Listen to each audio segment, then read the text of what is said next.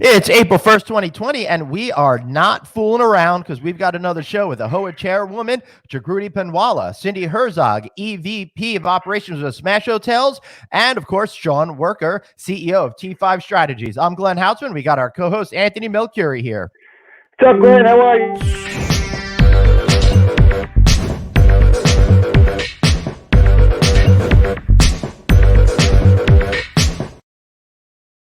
Hey, don't forget, Anthony, we got our fancy beginning credit sequence now. You know what I'm saying? All right, baby, I'm ready. Let's. All right, before we start, we're how long now into this? Almost 2 weeks into this. I was going to say 38 seconds, but no, I think we're on our third week already. How freaking awesome is that? The audience is building out there. I'm pretty excited. Well, I'm not excited because we were forced into this, so I'm a little bit. I love doing it, but unfortunately, I wish we didn't have to do it. But we do have great guests today, and I'm really, really excited. And I want to bring in right away Ms. Jagruti Panwala. But before I do that, I just want to thank the good folks over at BarTech for sponsoring us right now. Remember, they've been around for 30 years. They've weathered all types of storms, and they are here for you. One of the things I'm thinking about is once we get past this lack of travel, people are going to want to maybe stay a little bit outside the bars and restaurants, and it might be a good time for you to think about how to earn more money in the room. And the good folks at BarTech might be able to help you with that. Check them out at info@bartech.com, info@bartech.com. Let's go right into Mr. Jagruti Panwala. Here she is, the chairwoman of AAHOA. It is so wonderful to see you here today, Jagruti, and thank you so much for continuing to give us such great updates from time to time. Thank you, Glenn and Anthony. I appreciate having me on here today. I don't know if you want me to jump right into everything. Jump right on, Jagruti. You've got a lot to talk about. Before we jump into everything, let me ask you just a quick question. First of all, it's great to see you again. 3 weeks ago, we were all in shock, and we're starting to become a new normal. If you had to take the AAHOA organization, all the owners as a whole, where would you say they are compared to where they were last week? They're more devastated today than they were last week. And I'll tell you, wow. Anthony, we were at Alice just about a month and a half ago, and none of us ever expected anything like this happening. We knew that 2020 might slow down a little bit, 2021 will have a little bit major slower down, but nobody, including literally anybody in this industry, would have ever expected what we are experiencing right now. You're right, it's been 3 weeks, so it feels like a decade for a lot of business owners, especially for the AAHOA membership. I mean, you hear the horror stories from hotels who are experiencing 80% occupancy at this time period, down to 2 or 3 rooms, less than 5% occupancy. Many of the hotels are being shut down. It's terrible, and this is every single AAHOA members, which are 20,000 members, have over 55,000 properties in the United States. So I hope that government sees the hospitality when it comes to the fourth stimulus package, that how much this is being impacted into the economy, because we are the job creators, we are the small business owners. We have the employees who are our families, and to see devastation, not just at business level, but also with our employees is been a very hard for our members. We are thankful for the Congress leaders for the CARES Act that has been passed. I think it's the first right step, but the problem is that money that is being offered literally will have business continue even in a little form just for about 30 days to maybe 45 days. But we know what we're experiencing. This is combined or worse than 9/11 crisis and a 2008 crisis, more than that. And we know this is going to be a long recovery period. So we'll talk a little bit about the fourth stimulus package as far as what AAHOA and AHNL is advocating for right now. But I will tell you that this is a huge hit, and this is going to be a long recovery for the industry. And the CARES Act, right now, if I'm a small business owner, whether I'm a AAHOA member or not, tell me how the CARES Act is helping me. Yeah, absolutely. So I'll just give you a brief summary, and I will say, if anybody's on this call today, we have a great webinar tonight at 4:30 Eastern Standard Time. AAHOA.com, log in. It is open to everybody. We have already about 1,000 members or non-members registered for this webinar. we have a capacity of about 5,000 attendees. And once this recording is done for the webinar, it will be listed on AAHOA.com, so anybody can watch it, at any point. So I would ask everybody to join us today. It's going to be really important.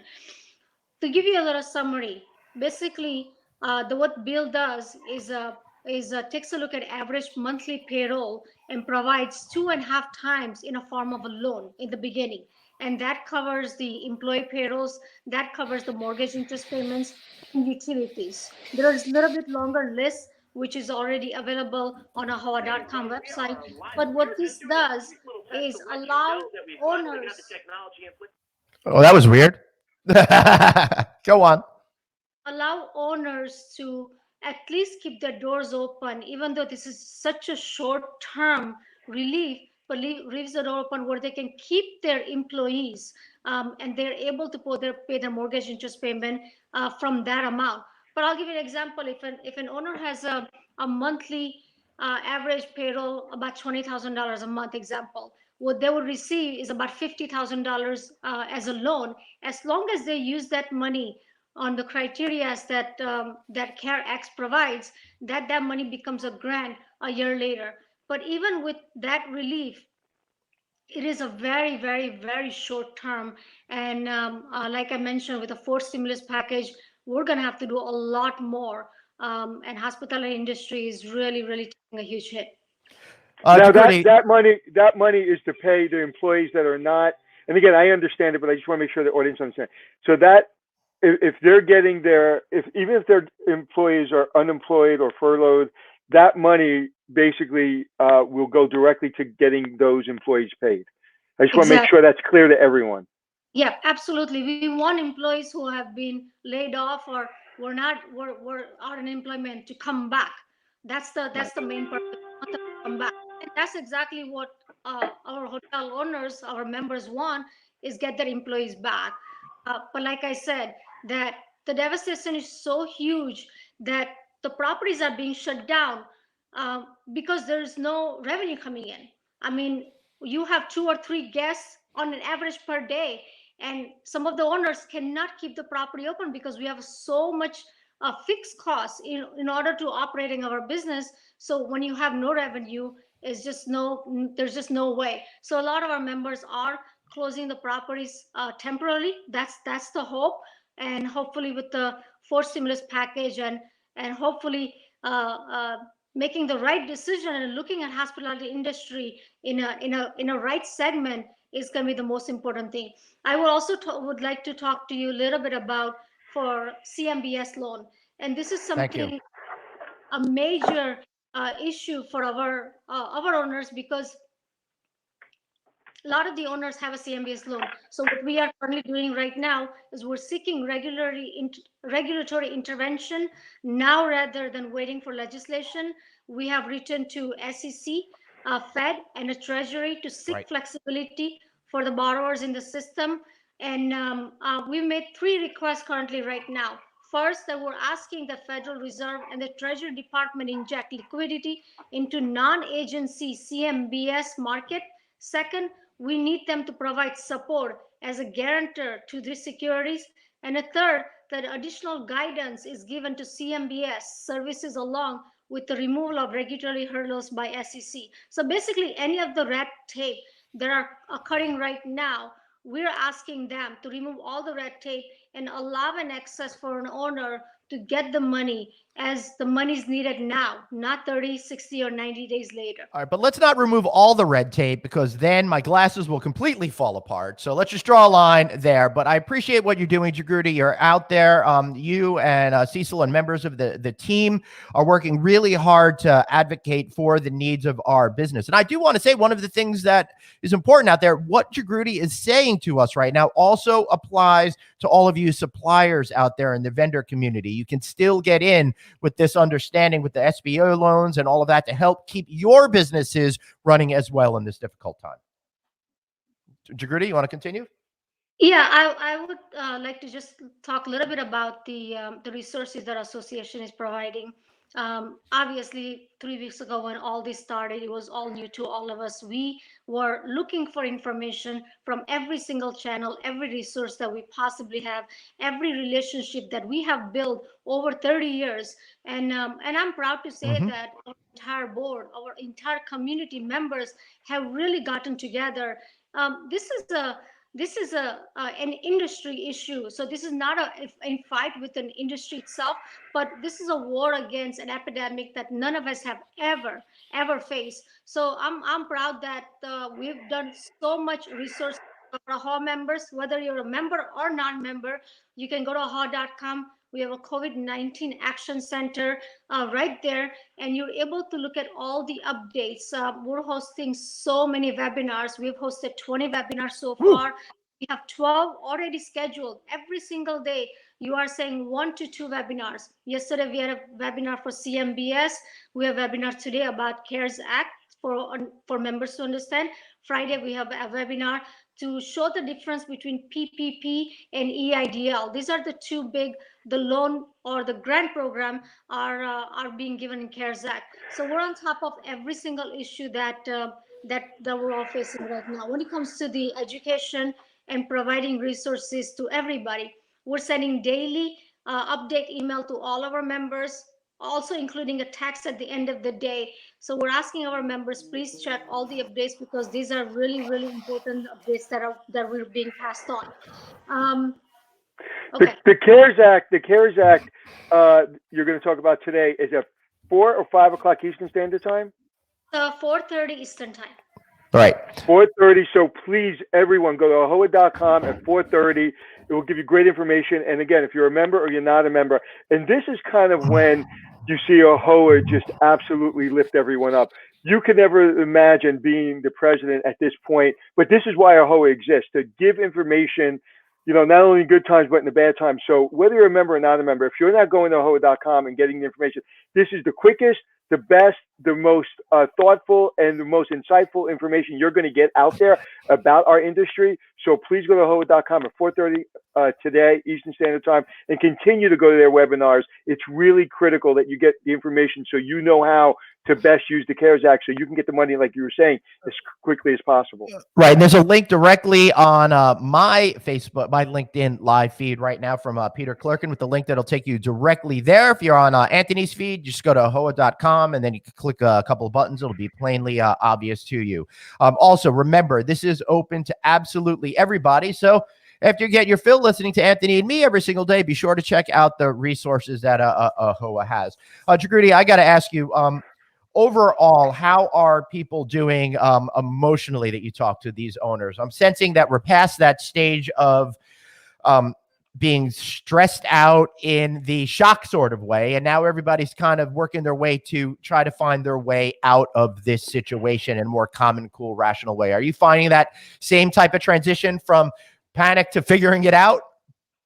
Yeah, no, absolutely, Glenn and Anthony. I think that is what's happening now. Everybody were in panic, including all of us were in panic right in the beginning, but now we're just kind of absorbing and looking for solutions. And there is problems that are coming out every single day.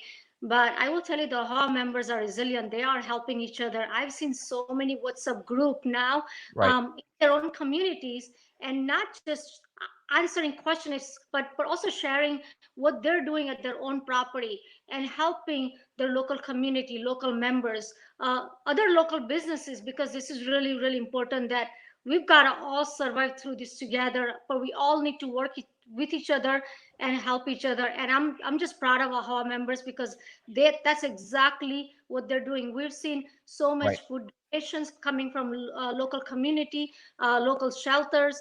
Our owners are providing rooms to people in need. So the outreach and the amount of the emotional distress that everybody has, I think everybody just knows that as an industry, this is the time to get together. I mention a little bit about the fourth stimulus package, what association is advocating for. I know there's been so many questions that, hey, what is the next ask that we're going to have? You guys know that hopefully this is a bipartisan bill, and hopefully that the government looks at is that not looking at Democrat, Republican, but look at it that, hey, this is a nation that really needs help right now, and we all need to work together. So some of the thing, as far as what we are asking on behalf of small business owners, particularly for the hotel owners, is a high dollar figure for small businesses under the SBA loan from CARES Act from 350 billion to increase to 500 billion.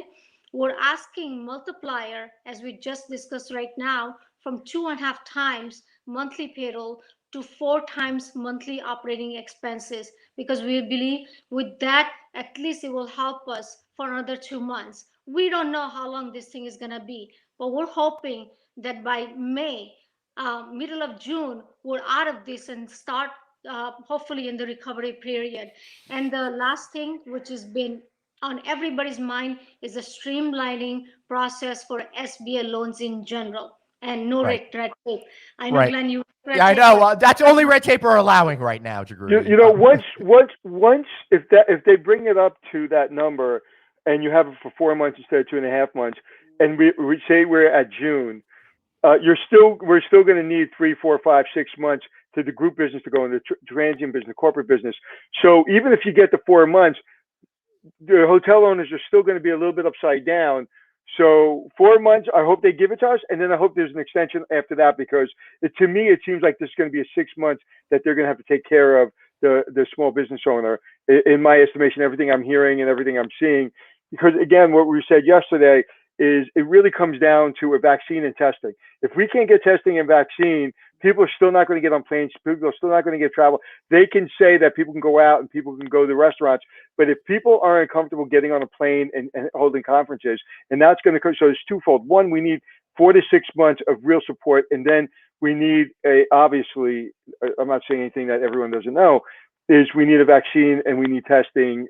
Everyone, we for this to come back as quickly as possible, if we can test ourselves in our homes right now, we can get back to work. Oh, and right now that doesn't exist. So to me, it's twofold. The medical part's got to go first, and then we need 4 to 6 months. 2.5 months is great, and I appreciate that Congress and everyone got it done, and everyone your support and everyone else's support got it done. Thank God. But 4 to 6 months is really what is needed. So I agree with everything you just said. And I'll just end with one thing, Anthony, here. Glenn, I know I have to get going for another call. Is that I want to give a big shout out and thank you to all the health workers, because what they're doing, putting their lifeline online to help everybody. I just think that that we owe pretty much everything to the health workers, all the doctors, all the nurses, and all the community supporters. So I want to say thank you to all of them. Let's make sure we never forget what they are doing currently right now, what they're going to be doing for us for next few months. But I want to just, so I hope they're staying safe. I also want to tell all of our AAHOA members, stay safe, stay home, help each other. This is a time, there's no negativity at all. We need to work together and help our industry to overcome this. And I will leave you at that. And again, we're all in this together, and we will get through this. I know we're going to get through it. I know it's very hard for us to see that, but we will get through it. We're a nation of a powerhouse, and we're resilient as an industry, and we'll get through it together. And this comes down to one individual helping another individual. This isn't about only government. This isn't about big corporations. This is literally one person helping another person. So I just want to add to what you just said. I want to thank not only the medical workers, but also continue the EMT workers, the medical workers. They don't get enough support. They're literally the first people in going into the houses. I don't want to go into the details of what's happening here in New York, but I could just tell you the EMT workers, man, they're about as frontline as you can get. And so in AAHOA, is there a webinar about getting, or any type of line about getting support? Because I know, listen, the AAHOA community, they're tough. They're not going to show weakness. They're going to keep things in. They're going to bottle things up. Is there a line or a webinar that people can go to that maybe are ashamed to ask for help, or maybe ashamed to call you or Rachel or your team? Is there a support line or a webinar that's coming up? Yeah, absolutely. So we actually have a dedicated email that AAHOA members can send any questions they have, and that just goes directly to Rachel herself, and we have a couple of other on the staff that are on it. So yes, absolutely, any member that they have. I don't have the email address right in front of me, but it is on AAHOA.com on this, Glenn. You might have it in front of you, but we do have the support system that, and I'll tell you that myself, including entire board, our officers, we handle probably 100 plus calls per day, because every member has a different issue. An independent hotel owner could have in a different situation than somebody who is with a branded hotel, local, state, municipality issues, county issues. So there's so much, there's so many questions, and we're trying to get to as many as answers as quickly as possible. I will. And please feel free to use my cell number. Give my cell number to anybody that would like it. We would love that support, Anthony, and from you, Glenn, because I feel like you guys are also absolutely. I'm happy to if anyone wants my cell number or my email address, just drop a note here. I'm happy to give that out. In fact, nobody ever wants to call me, so it'd be nice if someone would call to say hello once in a while. Jagruti, we got to get you back here again, because people are asking about all the major brands and stuff like that. And I know you're out of time right now and you must get going, but hopefully we'll have her back or Cecil or someone else from AAHOA to talk about that relationship. Yes, everybody, I'm still trying to get folks from the major brands here. Jagruti, thank you so much for being here today. We really appreciate it. Thank you, Glenn. Thank you, Anthony. Great. Thank you. Thank you so much. Hey, all Glenn, right. Just a housekeeping note before you bring anybody else in. Am we live on my account too? Because we are, sir. I'm looking at you right now. I see it right now. Are there any questions that we can answer before we bring anybody else on that are not specific to our guests? No. There's a lot of conversation here about how the brands really need to step up and do stuff like that. So we really do need to get some of these brand people on. I'll be honest with you, Anthony, I've been trying, but they aren't ready yet to come out and talk in this venue. So I've been getting emails from people, and I know that a lot of folks in the Facebook groups are seeing what the brands are starting to do for you, the franchisees out there. But I really would love the opportunity for some of the folks from the brands to come out here and talk to us and share with us and be able to say what you guys are going to be doing to help your community out there as well. And especially because, again, most travelers don't know that AAHOA and everything else exists, and they're small business owners. So we do want to hear from all those big brands, because that's what the travelers want to hear. Right. All right. So brands, come on the show. But speaking of brands, I've been meaning to get this woman on the show for a really long time. It took a global crisis to get her on the show. I'm talking about Miss Cindy Herzog, EVP of SMASHHOTELS. I love what they're up to, because they don't just own hotels. They have some other real estate as well. So an interesting business. But today we're really going to be focusing on that operation side of the hotel business and what she's going through. Cindy, welcome to the show today. Thank you, Glenn and Anthony. It's great to be here. It's great to have you here. So we wanted to talk a little bit about what your experience is like. We're talking to a lot of management company owners and developers and all those stuff to see what their experience has been like. What are you going through today? What is your top of mind today? Except trying not to be too intimidated by Anthony, because he's such a tough guy over there. Thanks. So I have to say the last couple of weeks, what we've been really focused on is scaling back as much as we can everywhere that we can. Now coming through into this week, we seem to be focusing more on really sales, getting in anything we possibly can. Our hotels are still open. And so we are looking for business in any way, which is kind of what this conversation how we got going was kind of my plea for help from all of our hospitality comrades out in LinkedIn world.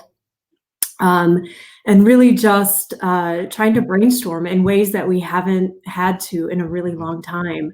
We have now gone back to, doing those personal call arounds to the hotels each shift to understand, who's still open, what business they have, what don't we have.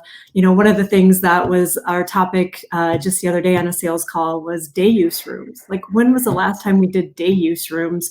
And we're looking for people, unfortunately, who need a nap in a hotel room, who need to get away from their kids because everybody's home together. It's the craziest business that we're going after right now. It is not normal business. There's no, corporate business out there. In some disaster areas like Nashville, they still have that going on where there's tornado victims, unfortunately. So there's still an extended stay out there. But in the Chicagoland area, there's nothing. We are very fortunate that we are by Northwestern Hospital. So that's something that we've been focusing on. So sales has been top of mind. And then, being the emotional support for the people that are still working in our hotels. Those are the people that, they're in the front lines. They have to show up every day. They have to put their lives at risk because really we don't know who we're dealing with at any given time.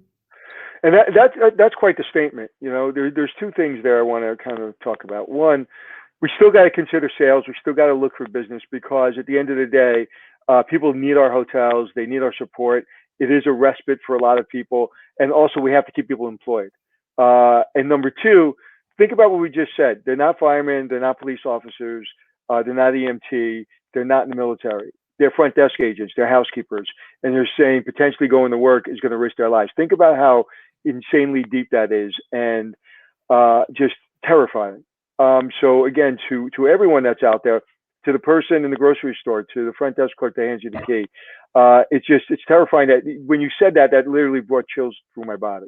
And on that note, is there, like, I know Cintas has a product that goes in and cleans the whole hotel or cleans the room if it's quarantined or just extra cleans the room to ensure that it's sterilized. What are you guys doing to ensure, whether it's a day use room or a checkout, to really sterilize those rooms? So we're using all of the recommended products from Ecolab. Our folks have been trained. We have not had any quarantine issues. We have not had any outbreaks in any of our hotels. We've been very fortunate.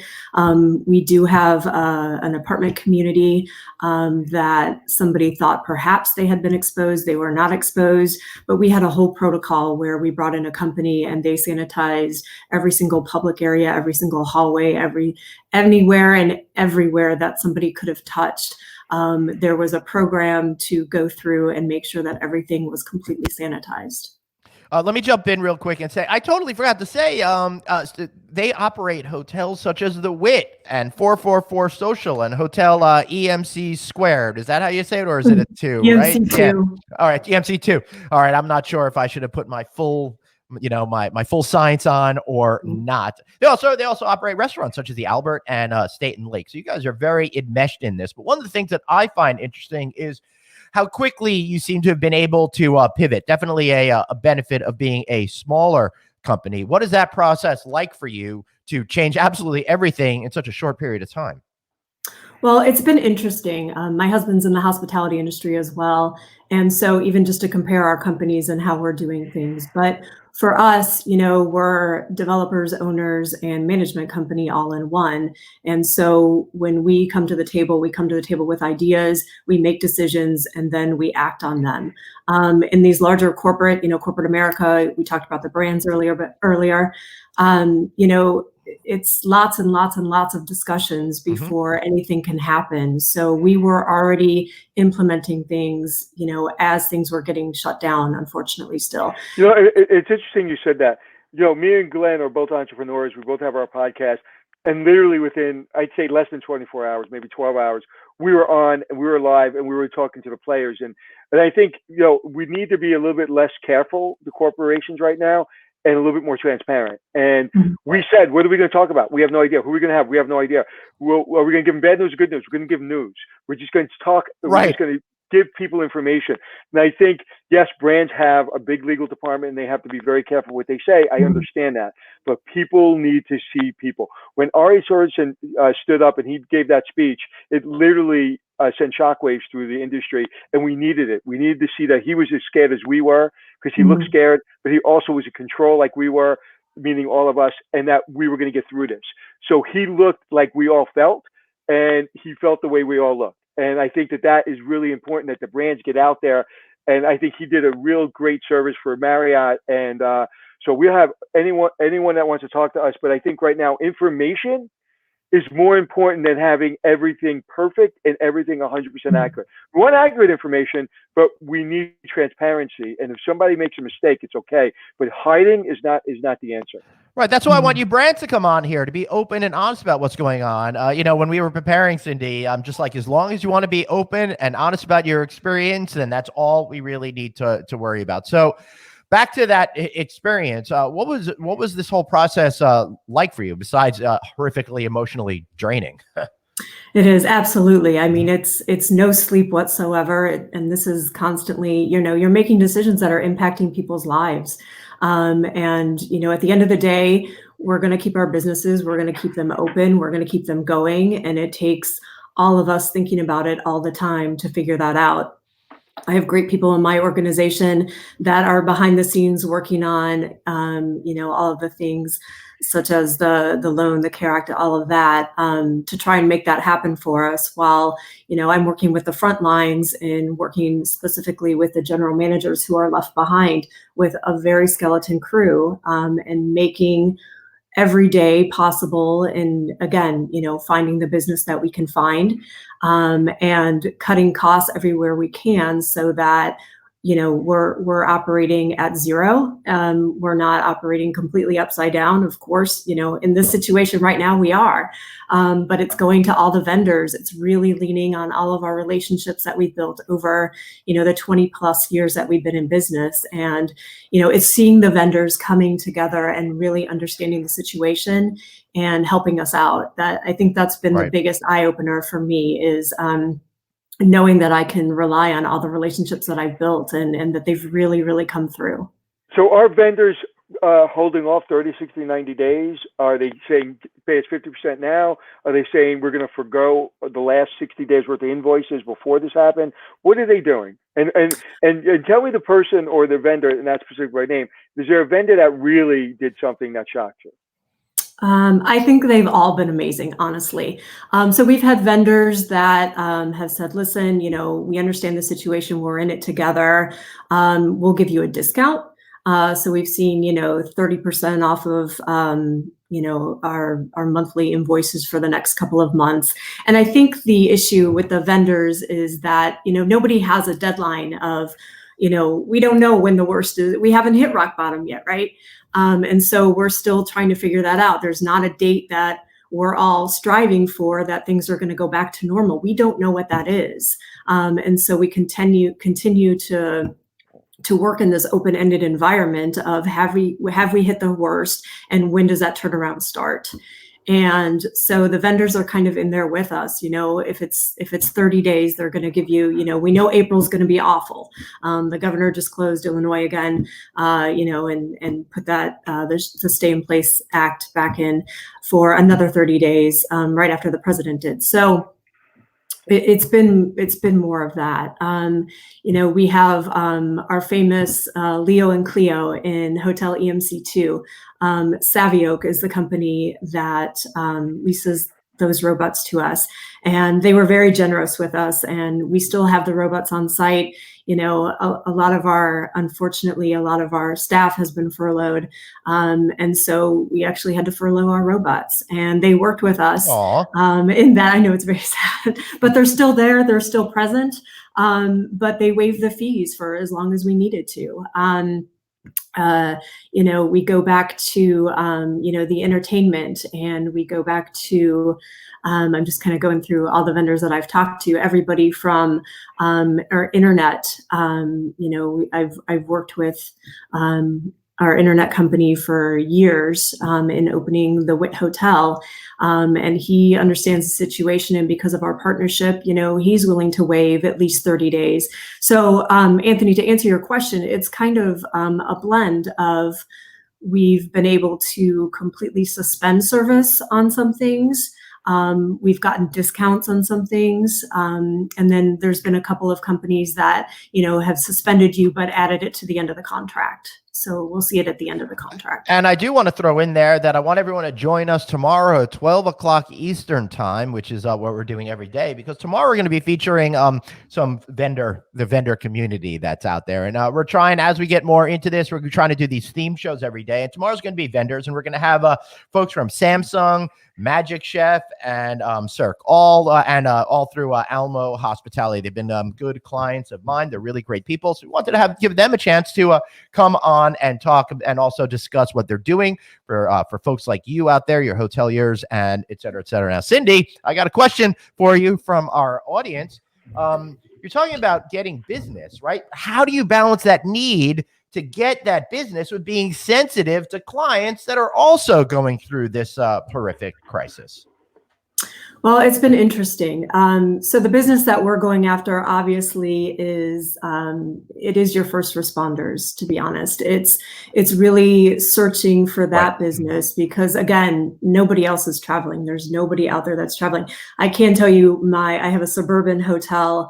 Amazon is very big right now, right? With looking for drivers, and everybody seems to be ordering through Amazon so they can avoid going to the stores. And they were able to pick up a piece of business for training for all of the new drivers that they're hiring on. So the business is out there. You just have to be open to it. You have to think like, you've really never thought before. You really have to think out of the box and realize what's going on in the world and who's still out there.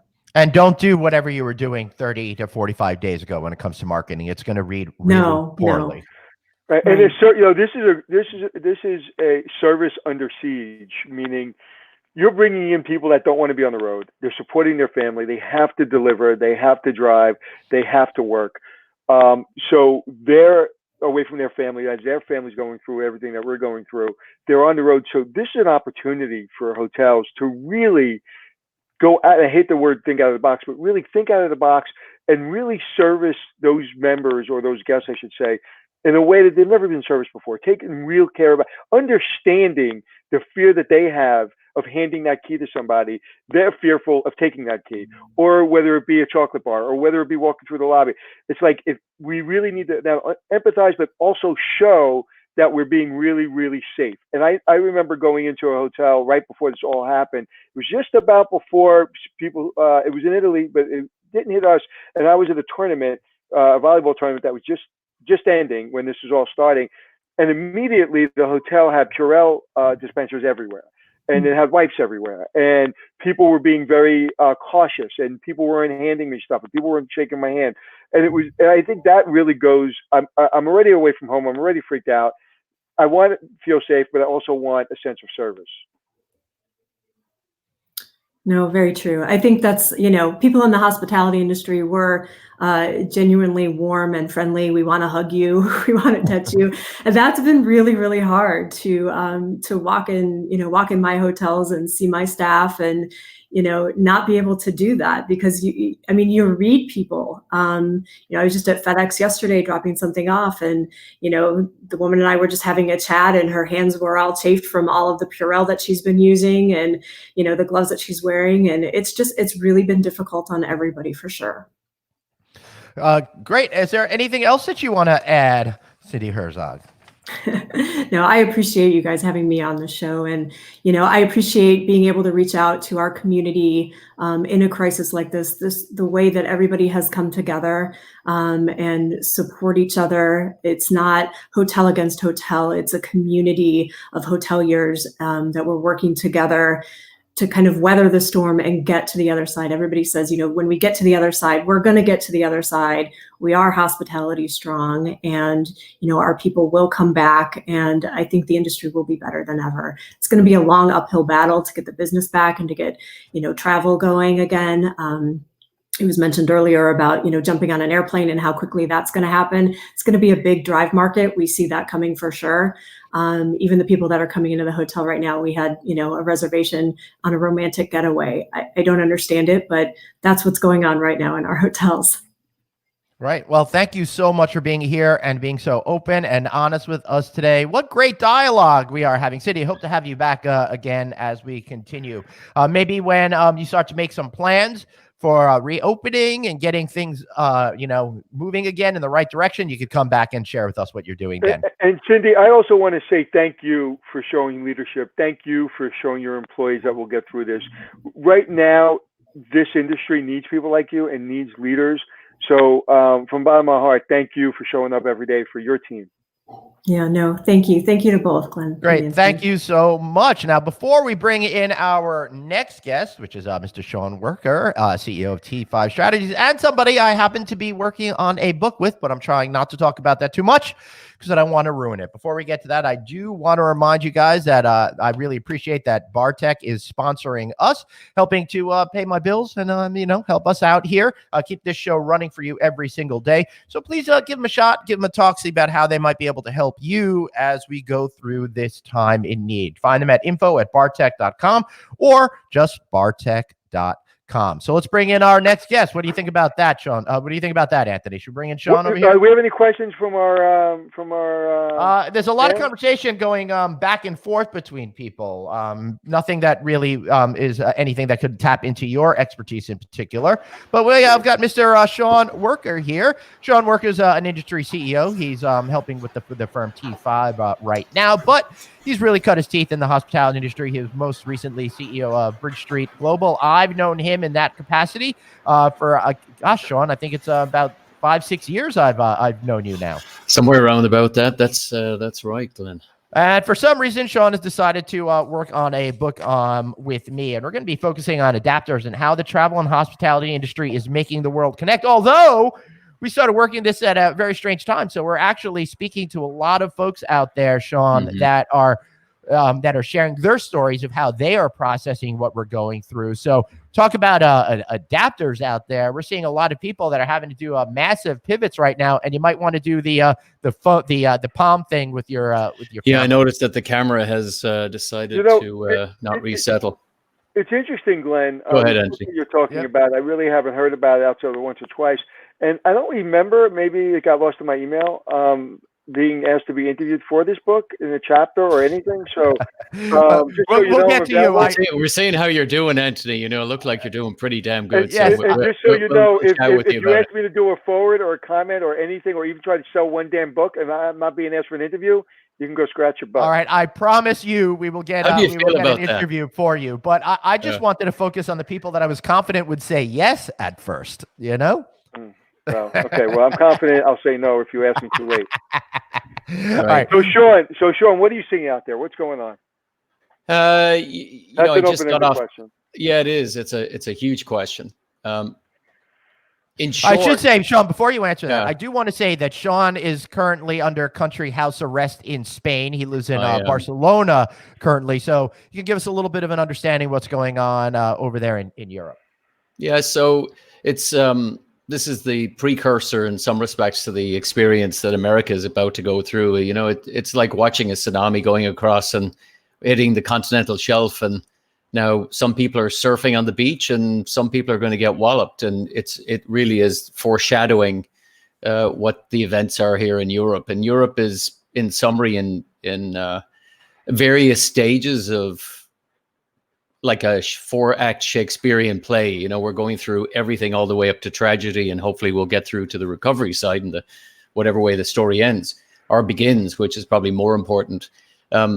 The story and the telling that everybody is hearing is true. The borders are closed, the businesses have stopped, and in short, that is foreshadowing what will occur in the US more than likely. Some countries have done it well and some countries are struggling. And I think that's an equally good metaphor for how businesses are also reacting. Some are on their business continuity plans and firmly implanted in it, and others got flat-footed on it and are now reacting as opposed to responding with a sensible approach to this. How do you see the overall business community here in the hospitality industry responding to what's going on? You've been paying very close attention.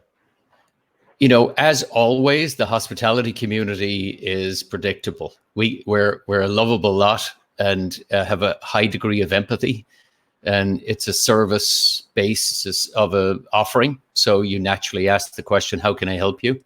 And that it then extends into how you help the community. And I think an important anchor of how we are thinking about this problem is how to begin to understand how you maximize the exit. And that's been a good community member in the best way you can, even with cash flow issues and the burden that leaders have to balance keeping the business alive and well, and equally surviving to the other side and taking the best people with you along the ride. You know, this is a unprecedented level of pressure across multiple economies at multiple levels that in modern history we haven't seen. So this is a test of leadership. Yeah, it certainly is a test of leadership, and we're all being tested in ways that we never expected. I'm amazed that so many different companies that are typically competitors are coming together and trying to find solutions that they could each implement in their own respective businesses.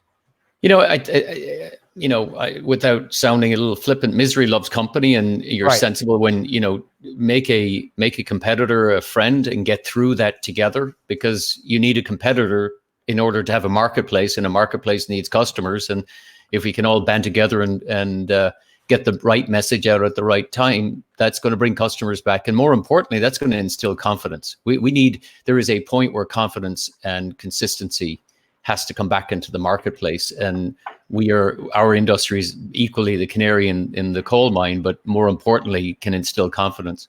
Where does that confidence come from, Sean? I was in a virtual dinner last night with a horizontal group of thinkers that are everything from venture capital guys to VCs to law firms, just a whole spectrum. We actually had this dialogue, and I think one of the biggest challenges we're all facing for the next, 30, 60 days or so is actually defining what problem we actually have, because it's still rolling itself out. The markets are reacting to that. And that's one, until we have some clarity of what we're dealing with, it's hard to deal with it. So everybody is kind of dealing what's in front of you in some respects, which is what I heard Cindy talk about. And I think that's perfectly said. Perfectly said.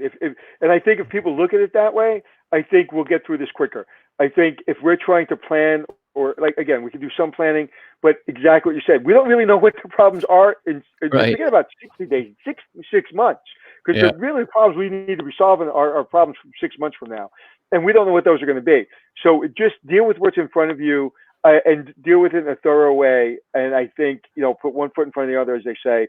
And then, in 6 months, we'll be able to solve problems 6 months from now, from then. So I think you're exactly right. Right. That is sure. Clarity equals confidence. Right, Sean?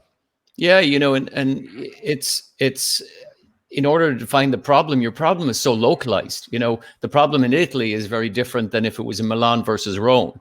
It's very different in Chicago than it is in New York. But what is common through it is we need the leadership that right now is political to maintain calm and confidence.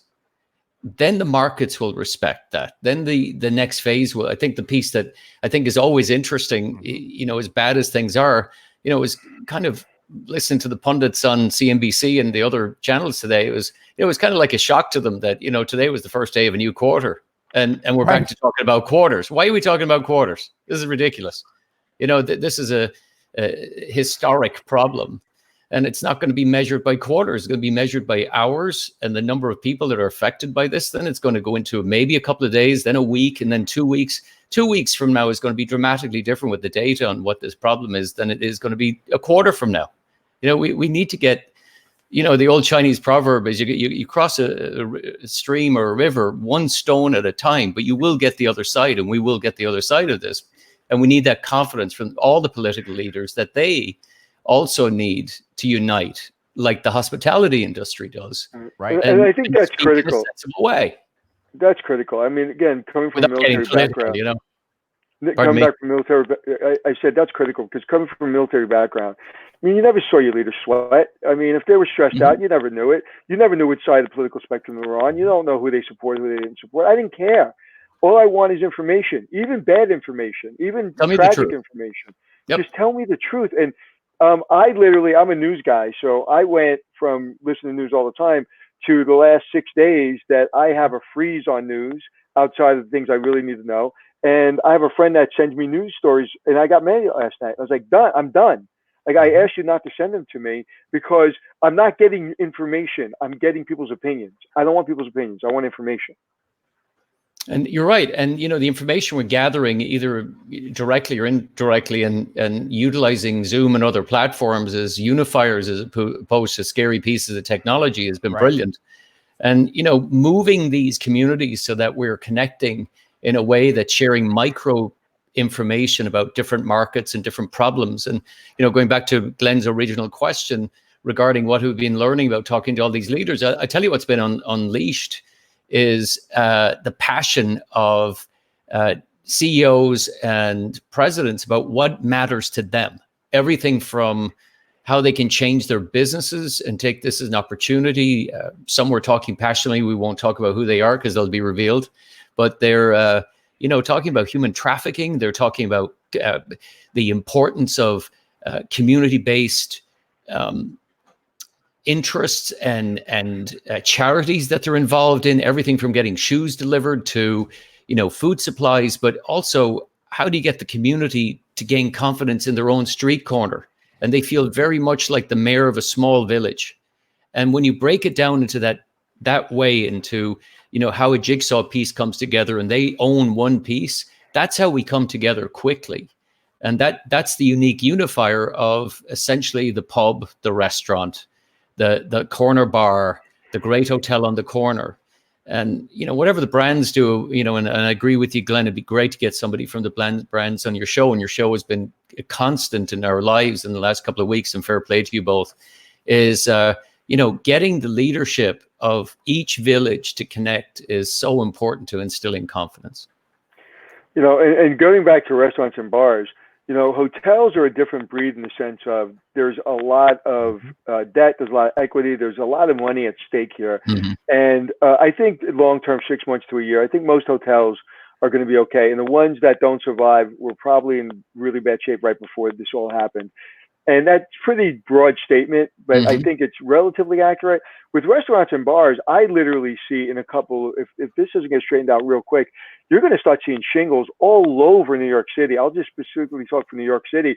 Mm-hmm. And it'll be like, equipment, 10 cents on the dollar, 5 cents on the dollar, people walking away from their restaurants, walking away from their lease, and being able to just, you're going to, when we come on the other side of this, 50% of the restaurants potentially you won't be there anymore.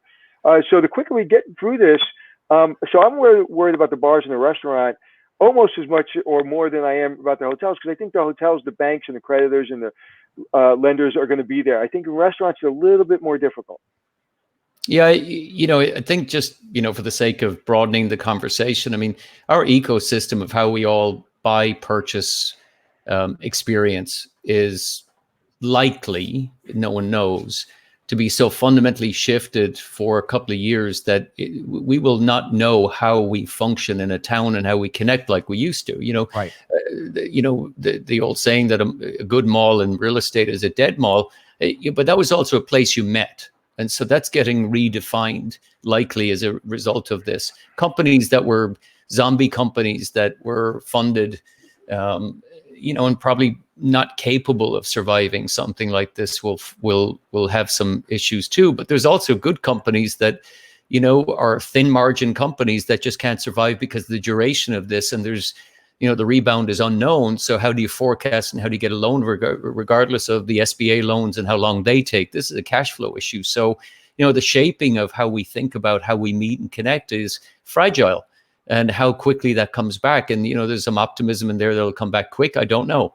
But when you hear numbers that are coming out on the projections, particularly for the United States, where you could be between 100 and 200,000 mortalities and fatalities, that's disturbing in a non-war era. And we're not treating this as a war.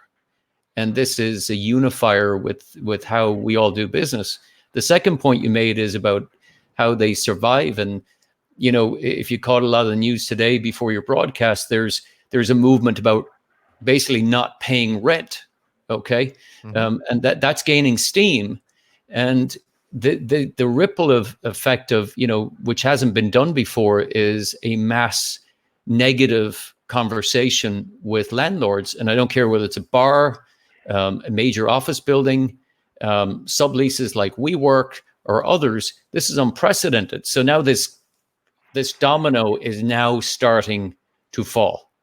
And, it's amazing what 2 weeks in a 2 hours in a news cycle is, but 2 weeks in business, that's unusual to get there that quick. And we're getting there that quick. Well, I knew the first time a friend of mine called me and said his boss called him and said, you're taking a 50% pay cut. Didn't ask him, didn't fluff it up, didn't say, I'm so sorry. He's like, hey, you're taking a 50% pay cut. A day later, he's like, unfortunately, your position's been eliminated. Yeah. So this is just going so fast. And again, I think one of the things I asked yesterday and the thing I'm going to continue to ask is if you can pay your bills, pay your bills. If you can pay your rent, because we cannot stop paying the landlord because the landlord starts paying the taxes. I mean, it's just a domino effect. And we can't go to zero. We can't get to zero. So the people that need to be able to pay need to pay. And the people that can't, we need to forgive them for a little while. But it's I've been scared about it. Honestly, I have had this conversation privately 3 weeks ago. And I'll say it here for first time publicly. 3 weeks ago, the memory of 1923, whatever year it was, of 29. that Wall Street banker selling apples for 5 cents will never leave me. Since a little boy, you look really good for your age, Anthony. That's impressive.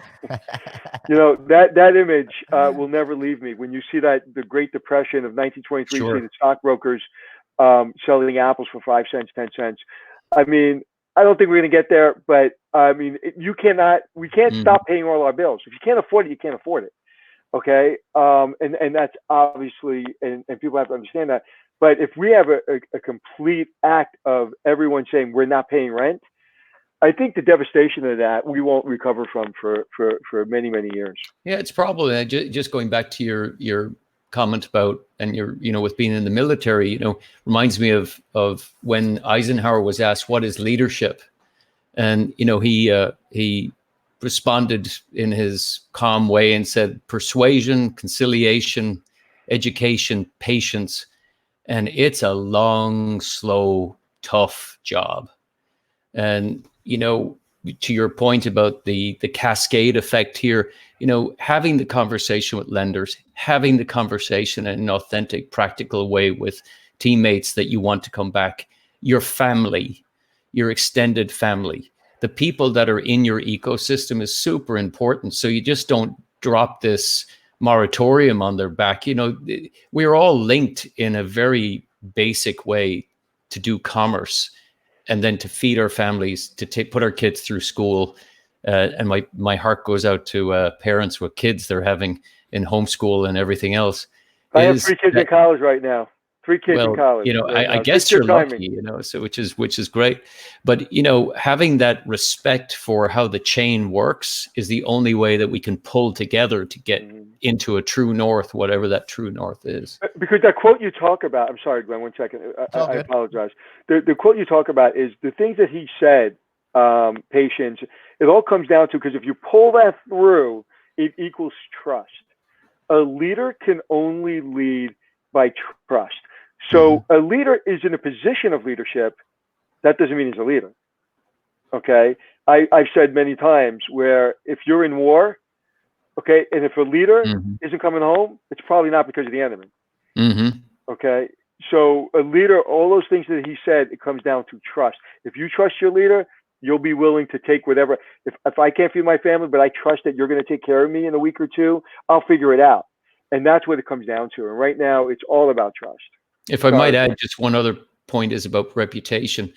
How each person gets through this and how they treat the chain, that reputation is going to be with us for the rest of our life as we're in business. And, having that trust and reputation entwined in authentic truth. And, I think there wasn't anything more authentic than, reference it earlier in the broadcast about, Arne Sorensen. And that's it's as good as it gets, in being him. And, hopefully we all can learn from that in the context of whatever problem we're trying to handle right now. Right. I want to throw out there that some people in the chat room are putting up links in order to connect to SBA.gov. They're coming through on my feed. So for the folks that are on Anthony's feed, if it's not coming through there, there's several different addresses. One you could go to is SBA.gov disaster-assistance/coronavirus-COVID-19. SBA.gov SBA.gov/disaster-assistance/coronavirus-COVID-19. Probably if you just type in SBA.gov coronavirus, you'll probably get to the same page if you do that in your search browser. Sean, do you find that any hospitality leaders over there on the European side of the universe are handling this crisis in a way that you think is really good? You know, and I think of hospitality in a broad spectrum. So those that serve in food, beverage, be it hotels or anything else. I listened to an interview this morning with the CEO of Brewdog, and they're based up in Scotland. And you know, you talk about inspiration for a business that has a couple of hundred employees. I think he's got about 500-600 employees. And, you know, they've redeployed their delivery vans to deliver food locally for kids and for those that aren't going to school. They've, you know, started distributing and changing how, you know, amazingly, apparently beer and making hand sanitizers, the equipment can be interchangeable, apparently. So they've done that. And so they're all doing their bit for beyond the business. And that's really impressive. You know, all the hotel stories, you know, whether you're setting up the cafeteria or the employee break room for the local responders like the police and others that are trying to enforce this, you know, you hear hundreds of those stories. You know, when I was directly in hotels as a general manager or regional or whatever job I was in, you know, you always partnered with the local emergency services because we were all intertwined in one way or another. Right. And you know, we opened up our cafeteria so the night crew could do all their paperwork between 12 and 3 a.m. and have a safe place with a good cup of coffee and a meal. And I think that's in our genealogy and why we all do this. Yeah, makes a lot of sense. All right, so you see a scroll up there on the bottom of the screen with where to go to. That is actually wrong. I typed in the wrong address. Our producer, Jeff, is going to fix that right now and put up the correct address for you so you do not have to remember it. So stay tuned for that. So, you know, Sean, we're talking a lot about adapters in this book that we're working on. What are the keys to being a great adapter, particularly right now, to be able to get out of your own way and everything that you're bringing to the table emotionally and move forward in the right way? So, you know, I'm a cyclist and I climb mountains, and there's nothing worse than starting at the bottom of a mountain and thinking about how do you get to the top. So the question is, how do you do it? You do it the 3 meters that are in front of you. Exactly the 3 meters. You do 3 meters, then 3 meters, and then your mind is freed to think about other things other than the pain. And right now it's about what's in front of you, the 3 meters. What we've certainly heard from the adapters that are in the space. So there's a couple of camps. The camp that says, okay, take rapid action that is painful. And if that means furloughing, if that means managing your cash aggressively, if that means having all the painful conversations, the ones that have done that fast have freed up that next 3 meters and are doing it. The second thing that they're doing is they're now having progressive conversations that says, okay, we thought we had a level 3 business continuity plan, so the BCP. The BCP now has to turn faster. And that, you know, then the next step is getting the budget or whatever you had as a budget, putting it in the bin and lighting it and get to a 13-week cash flow so that you're agile in whatever comes across your bow. The third component is, how do you reopen if you can? And the ones that are smart are putting their egos away and getting on it and trying to get the government assistance and getting there fast with the SBA loans and the other loans. Now, I don't care what jurisdiction you're in. I'm talking about the same thing in the UK or in Europe, where 80% of many of the employees' salary is being covered by the government. But you have to get your employees to get to that stage quickly. So then that frees up resources to hopefully get everybody back to work when it's time to get back to work. And then the next piece was overwhelming with the level of empathy about family, community, and blending that in as well. It's not exclusive, and it's not, you know, one or the other in that. And also, candidly, the ones that are the top 2% are thinking about how they reshape and reinvent coming out of this. And they're planning that now. They're not acting on it, but they're certainly thinking about it and rallying around, okay, what are the what if scenarios and scenario management? But there is a vision. They've got a vision. And the ones that are panicking don't have a vision because they're mired at looking at the top of the mountain when you should be looking at the 3 meters in front of you. Yeah, Is that a fair something? I'm sorry. You said something that I want to back up to a little bit. I'm sorry. Were you not finished with your thought? I'll let you finish. Anthony, I'm finished when you think I'm finished. I'm good. I want to go back to the first thing you said, because when this first happened, there were businesses in my community and businesses, friends of mine, that were making drastic decisions immediately to furlough employees. I mean, immediately within the first 24 hours, because they were like, I have to get to the next 3 meters. So now those same people are now helping those employees. They're helping their community, but they had to immediately take care of what's in front of them, their cash flow, and so they can survive to help other people. And some of my friends, some of my colleagues were very dismissive of them and said, they should have waited. This is not fair. They're being cold-hearted. And what you don't understand is, or they didn't understand is, you had to make that decisive action. It wasn't like, well, let's wait a day or two. Let's see what's going to happen. We know what's going to happen immediately. 24 hours, boom, Right. Make a decision, close the business, furlough the people, and let's save cash so we can bring them back and we can help them. And so I'm glad you said that, because it is about the first 3 meters. Again, the show is about the first 3 meters. The show is like, what are we going to do next week? I have no idea. What are we going to do tomorrow? We have a little bit of an idea. What's going to come out of my mouth? I don't know. It's just about, let's get in front of, and you said another thing, that how are we going to get back to being hospitality people, and we're huggers, and we shake hands, and we like being around people. People are getting comfortable, unfortunately, this, like we have more connection and more conversation, me and Glenn, than we've ever had. So true. Doing this every at least day. off the mic. So I hope people don't get so used to it that this is the way we communicate going forward. And a lot of businesses may not go back to having that office space and that rent and that storefront. They may say, hey, this is work. Let's do it. If you remember in 2008, when we had to do more with less, when we went to 2012, we were still doing more with less, even though we had, even though things were good, we were still not bringing people back. We were still not bringing people back. We're not opening up different things that we closed. So it is a mystery of how this is all going to pan out. Yeah, this whole, I think some of the early conversation points that I think we gravitate to is, will we be a digital meeting society, and will we be this or that? Yeah, it's too early to tell. In the conversations even last night with our broader 15-person dinner group, this came up as well, because literally I was hosting everybody literally as we are now. And what some of the early indications of it is, it's helping people to listen. And we probably, people like me need to work on listening all the time, because you get your best answers when you shut up and listen to the really smart people.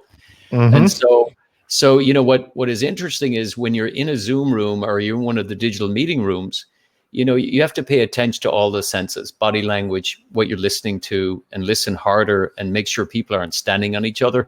And that may be a really positive outcome from this. But also, I think there's going to be some really good questions that leaders will ask is, do you really need to get on that plane, or can you do this on a Zoom room? One of the other best practices I think, I certainly might employ is, when we're doing meetings, I might actually do it on a Zoom in the office, so that people can all, we can record it. I read Ray Dalio's book Principles recently, and they record every meeting, and then they play it back. And it's very telling how people interact and learn from each other. And I wonder if that's going to be a byproduct. And the third thing is, I wish, as my wife Andrea came up with this, she said, I wish they didn't call it social distancing, more like physical distancing. So that it's not intertwining the relationship with the physical act.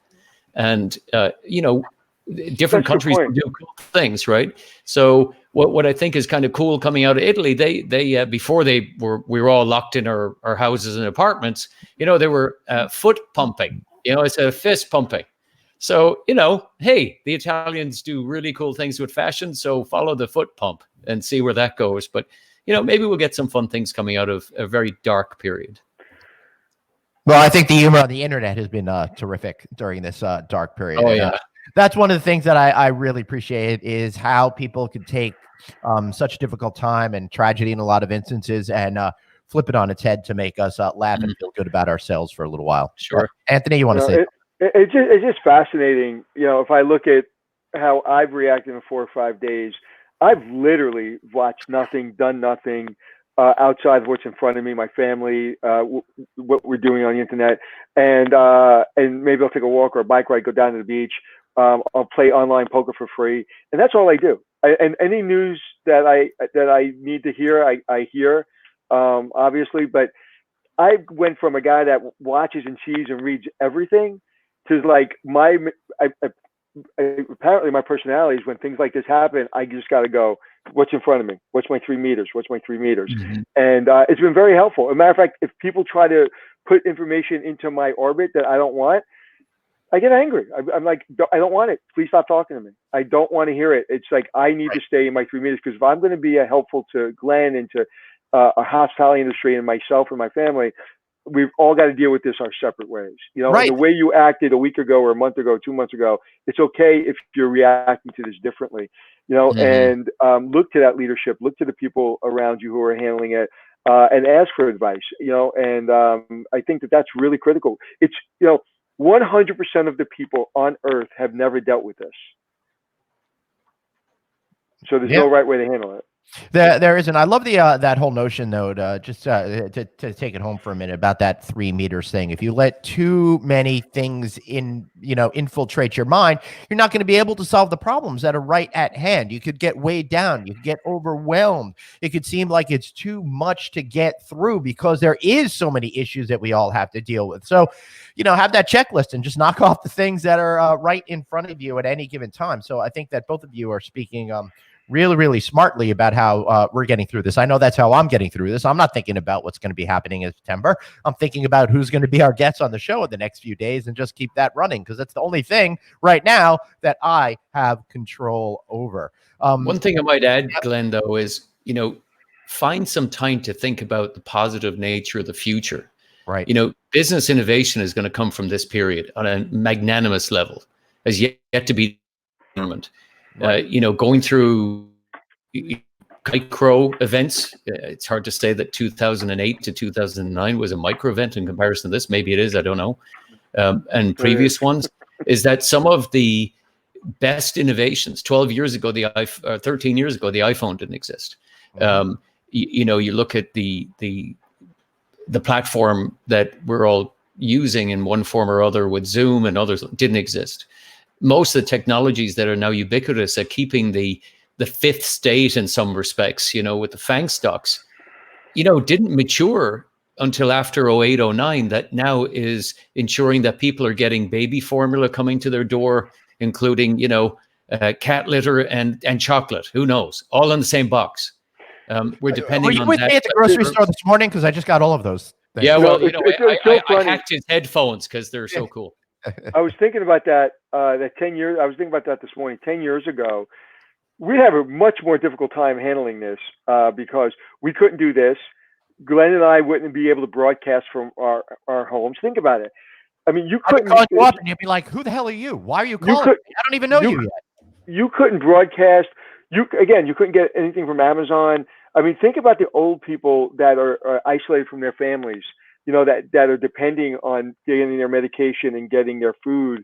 It's really insane that 10 years ago, Amazon didn't exist and all these things that we're using didn't exist. And now it's here. And it's really the things that we're depending on, like we're depending on water. It's really, it's really fascinating. Not to correct you, but Amazon has been around for over 20 years, Anthony. They started. They've only been profitable for like 5 just a little longer. I'm not even sure if they're profitable now because they've been so great at putting their money back into global domination that they really are in so many different sectors right now. But Glenn, the near future should be on our minds. And, you know, I hope those of us that are in the space and, you know, keep a notebook, a digital notebook, that's what an iPhone for is, get that memo going on the ideas that you're having right now to solve problems, because the innovation is what comes out of this. Better marketing in the hospitality space that just isn't all, product priced marketing. I know that's a huge generalization. I know a bunch of people will jump on this and go like, your man's crazy. That Irish guy's nuts, which is true, by the way. That being said, why can't we challenge ourselves to market our space better? Why can't we be as good as some of the feature driven as opposed to price driven? And how do we get to a customer as opposed to a category? These are all things we can solve coming out of this. The word I dislike the most and like the most is authenticity, right? I like it because it's the way I was born, it's the way I am, and it's the way I think Glenn is and the way you are. Authenticity is an amazing word, but it's so overused. And now people you hear, it's like, well, we have to be authentic now. We have to, if you weren't authentic before, don't try to be authentic now because you're going to look like an idiot. Right. Fair enough. Yeah. You're going to look dumber than you did before. Exactly. But those people that are in your company, and if you can kind of rebrand and really come up with a thoughtful way of running your business, that's exactly right. And I think those authentic companies will flourish, and those companies that aren't authentic, if they don't rebrand and really bring in people in their industry and in their business that are authentic, you're going to have a problem. Because right now, the one thing that almost none of us have that to spare is patience. We're all exhibiting patience, but we don't have much to spare. So whatever patience we have, we're using. It's full. So if you're not authentic and you're going to approach me and you're going to sell me something, and you're not being authentic and you're not telling me what, you're not helping my situation, the patience that I'm showing, I'm not going to have any for you. Matter of fact, I'll give you the perfect example. I had two fans of mine, top fans, that said something disparaging about a guest I had on yesterday, and they're gone. They're blocked. I have no patience. Whereas maybe a week ago, 2 weeks ago, maybe I would have, given them a break and, suspended them for a week or so. I banned them, and I don't want to hear from them anymore. So right now, if you're not a company that is empathetic and truly understanding the heart of your customer, they're not going to have a lot of patience because there's not a lot to go around right now. Mm-hmm. Absolutely. Makes a ton of sense. So this is a time for that. Now, so everybody, who's listening should listen to Anthony, because he'll defriend you if you're not appropriate. Damn right. Good man. Right. And I'm not afraid. You know what? I wouldn't have done that a while ago, but now I have no patience. If you're going to make this a political, if you're going to get on our live feeds, whether it be Facebook or here, and you're going to start giving me your political views, or you're going to start mocking a guest of mine, or you're going to go off topic, I'm done. Block, and you're not getting back. And I'm not like that. That's not who I am. The only mocking will be Anthony of me, and don't you all forget about that. Right? You know what? And I want to say, Glenn, I want to say something right here, right now. Is I mock you a lot, and I really get a lot of enjoyment out of it. I know. But I will say something. With all my technology problems that I've had in the last couple of days, and looking like a complete moron, you have not once mocked me, and I appreciate that. Sure. Well, this is a time to be generous with our emotion, but there will be time for plenty of mocking in the future. Let us not forget that. Guys, I'm feeling like I think that this show's about to wrap up. Any final words there, Sean Worker? Just, patience and tenacity can go together, and a sense of urgency can be wrapped around that as well. And you can accomplish it all at one time where we all hear each other. So, Sean, I'm going to ask you a question before we wrap up. What is, and you have to give me one thing that you do better than anybody else? What's your superpower? Perspective. Okay, that's a great superpower. I like it. Okay, Glenn. Thank you, Sean. Thank you. Mine was being able to mock people, but I'm not allowed to use that anymore. So, sure. We met in Vegas recently, right? We did. Yeah. We had it was last May, believe it or not. Yeah. It was 10 months ago. We had a drink at the Delano. The cool upper bar there. Yeah. All right. Okay. Well, I think it's a good show, Glenn. Yeah, thank you everybody for being here, Sean. You are a rock star. I'll take you off the feed while we settle up. I will see you very soon. Anthony, what a great show! And tomorrow, of course, we got that Alamo vendor panel featuring Magic Chef and Samsung and Cirque Plus. Then we got our Feel Good Friday coming up. Next week, we're doing a show on technology on Monday, an extended stay show on Wednesday, and we're still trying to put together lots of great topics. We're going to do something with tour operators coming up and a lot of other things. And I, of course, want to thank the good folks over at Bartech for being our sponsors. So a personal thank you to Bruno and Pierre Agrario for helping us see our way through right now. Any final thoughts from you, Mr. Thank you, Melchiorri? Bartek. Thank you very much. Yeah, I had a question. Oh, yeah. Did you get in touch with our Feel Good Friday people? I sent a note, but I have not heard anything back yet. So I was Okay, going to talk to you about that after we got off the air. Okay, if you don't get in touch with them, please text me at the end of the day. Right, we're done with here. I'm going to be gone for a couple hours working on some stuff. So any questions come through that were relevant? I've been just throwing them in and making them part of the conversation. There's really, Anthony, a lot of people sharing information with each other, so it wasn't necessary for me to bring it in. So yeah, go on. And talking about that, as I've been saying, Facebook, we have a group called Hospitality Success. Mm-hmm. Please go there. It's Hospitality Strong is our tagline, but go to the Hospitality Success page. Please sign in. It's hospitality folks help with hospitality folks. You can be in valet parking, you can be in the bar, you can be in a hotel, you can be an airline pilot. It's just people in our industry helping each other, coming together. I think we have 500 members or 600 members now. We just started a few days ago. So let's get that up to 500,000 because with that number, we can help. We're figuring out which charity that we're going to support. And Glenn, I'm actually going to ask your opinion on that coming up the next day or so. So please go there. It's hotel owners and entrepreneurs helping each other get resources and answer questions. So Hospitality Success on Facebook. Please go and register. And also please go to our podcast. Go to Checking In with Anthony and Glenn. You see the logo right there. Everything that you're hearing right now on LinkedIn is on Checking In with Anthony and Glenn.